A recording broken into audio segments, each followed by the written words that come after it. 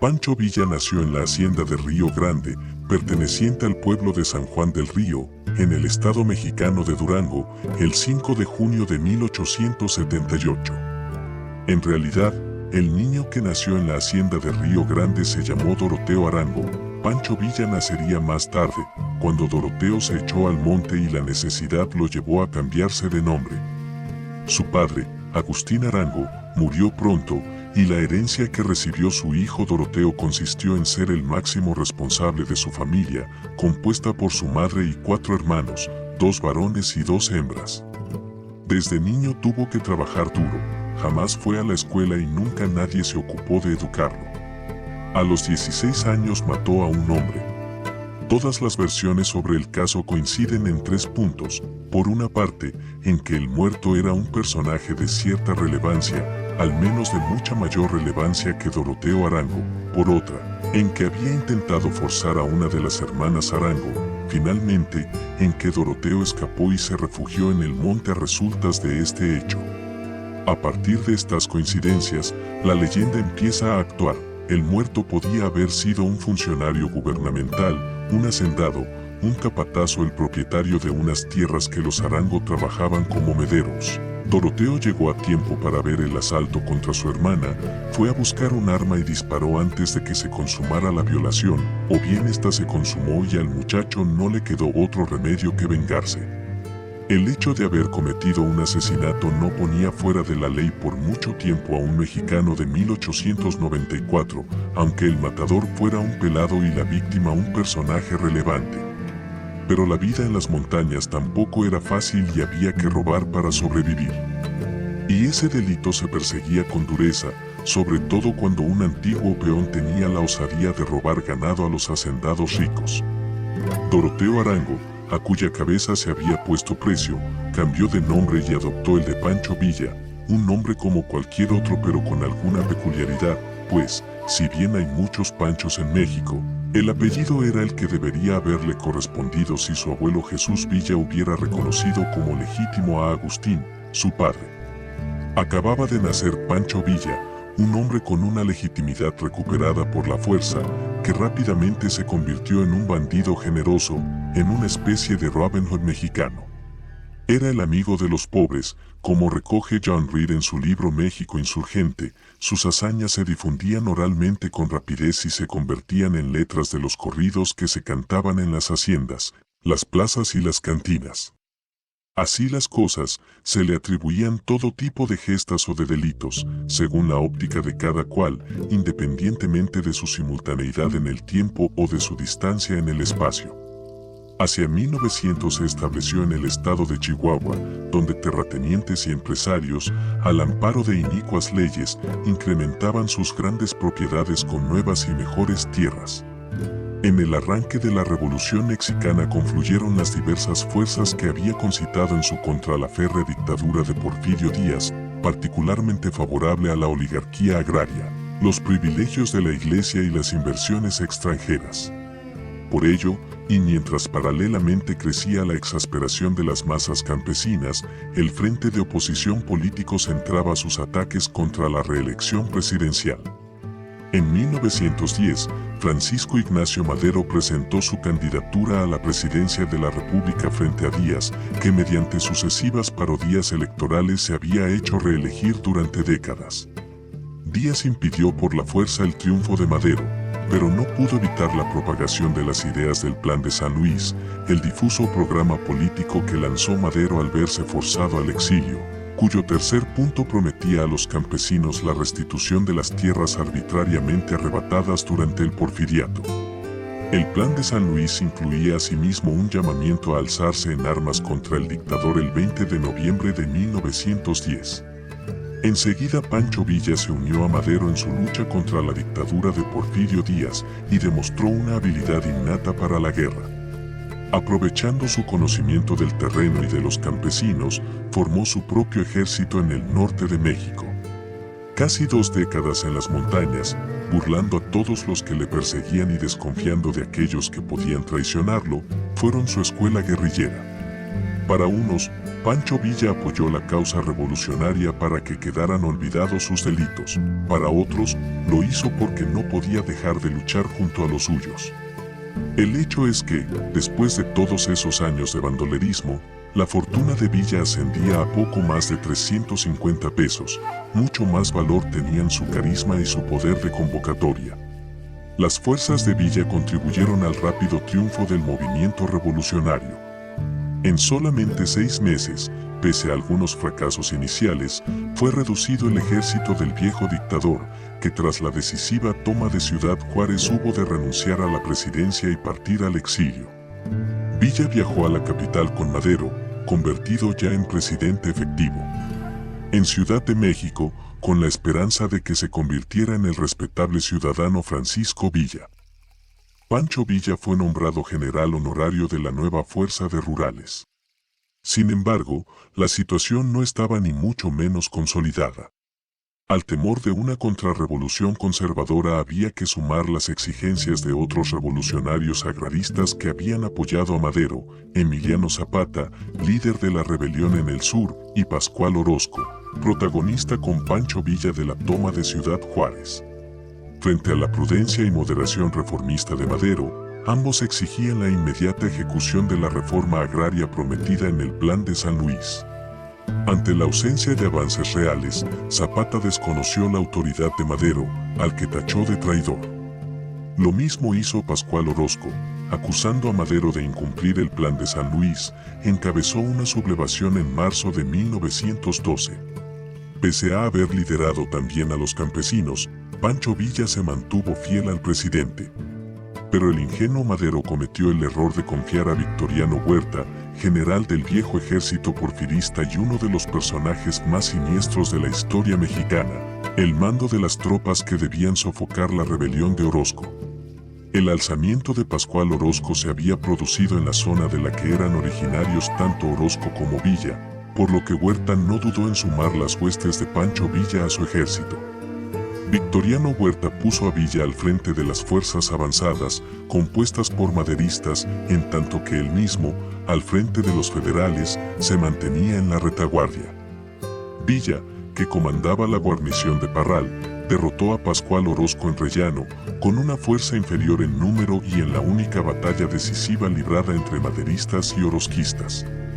El alzamiento de Pascual Orozco se había producido en la zona de la que eran originarios tanto Orozco como Villa, por lo que Huerta no dudó en sumar las huestes de Pancho Villa a su ejército.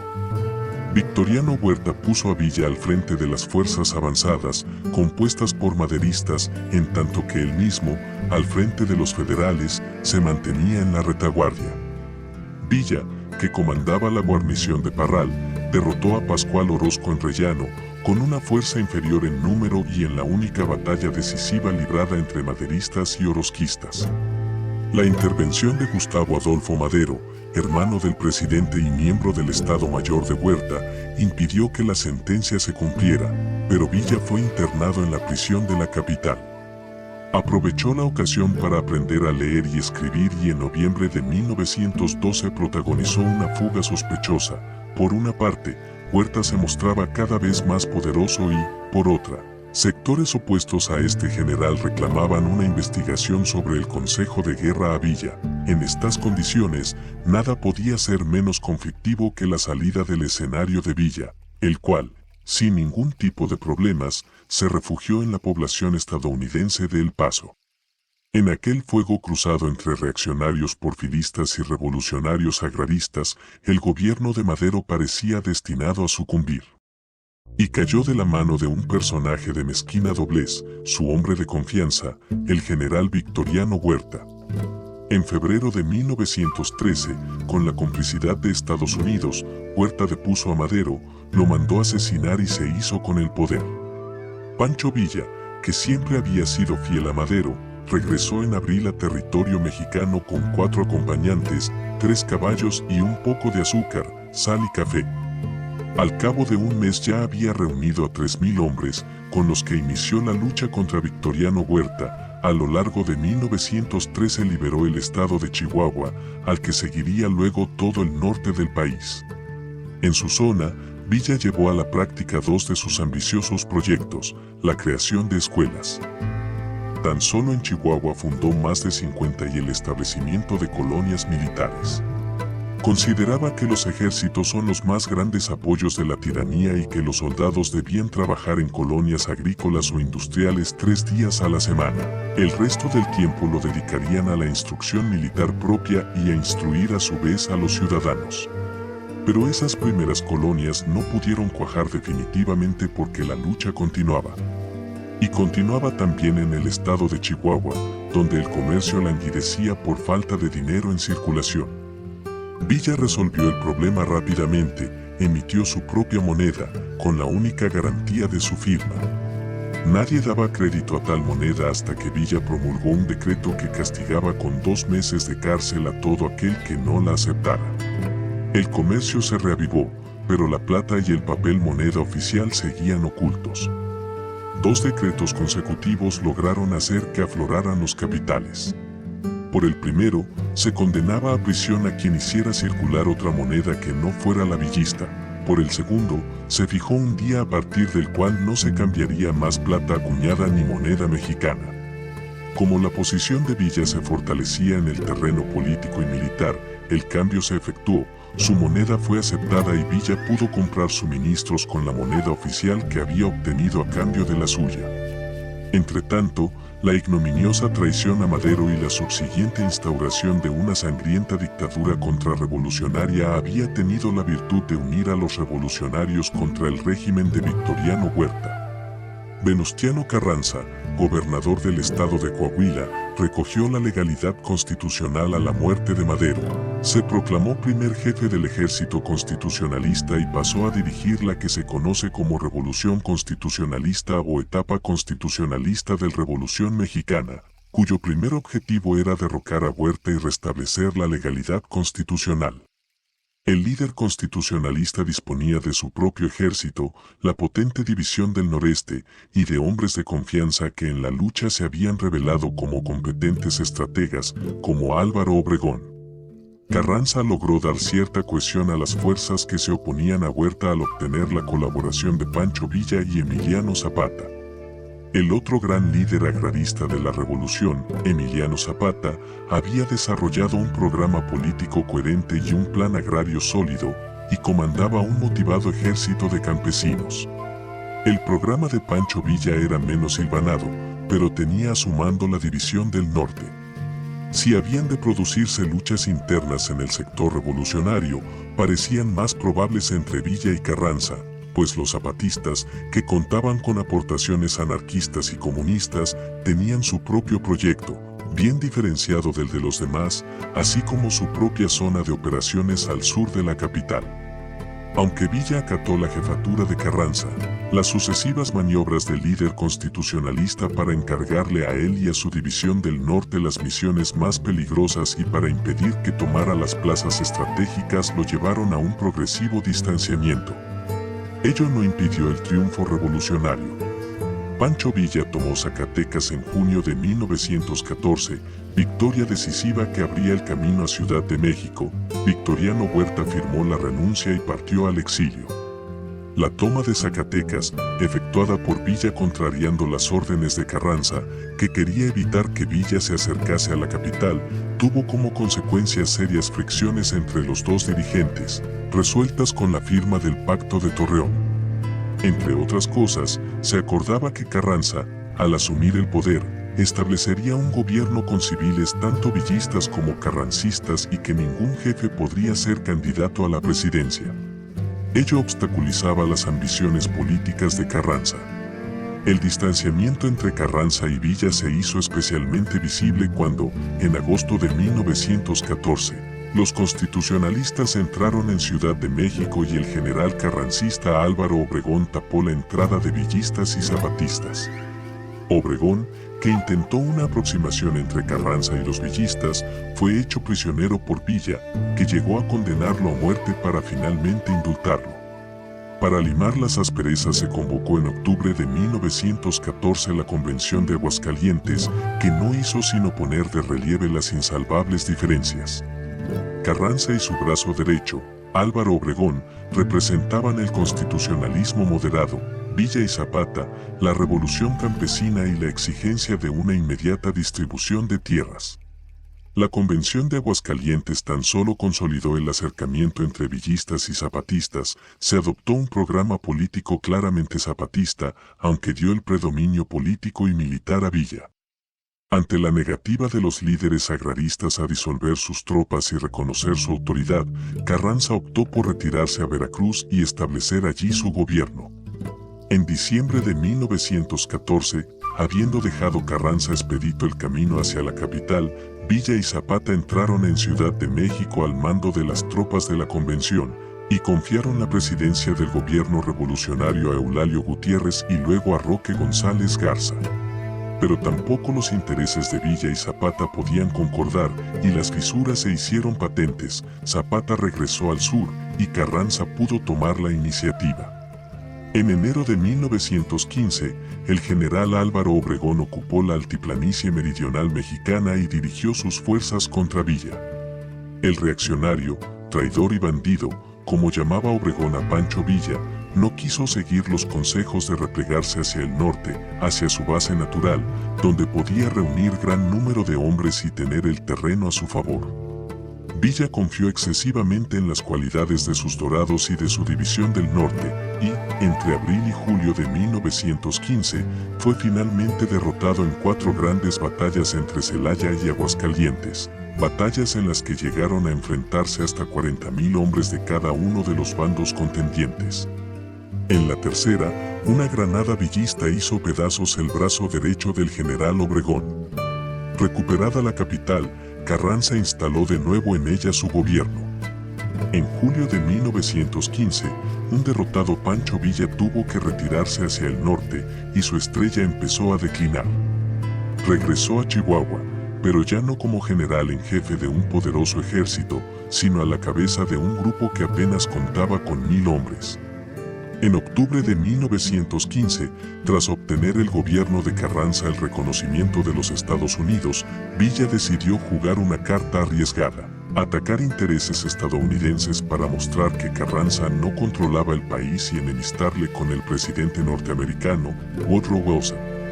Se trataba de provocar una intervención norteamericana que obligara a Carranza, como representante del gobierno mexicano, a pactar con los invasores, para poder así presentarse él mismo como jefe máximo de la lucha patriótica y recuperar el terreno perdido. El 10 de enero de 1916 los villistas pararon un tren, hicieron bajar a los 18 viajeros extranjeros y los fusilaron. Como el incidente solo dio lugar a protestas diplomáticas, el 9 de marzo una partida al mando del propio Villa se presentó a las 4 de la madrugada en la población estadounidense de Columbus. Mató a 3 soldados e hirió a otros 7, además de a 5 civiles, y saqueó e incendió varios establecimientos.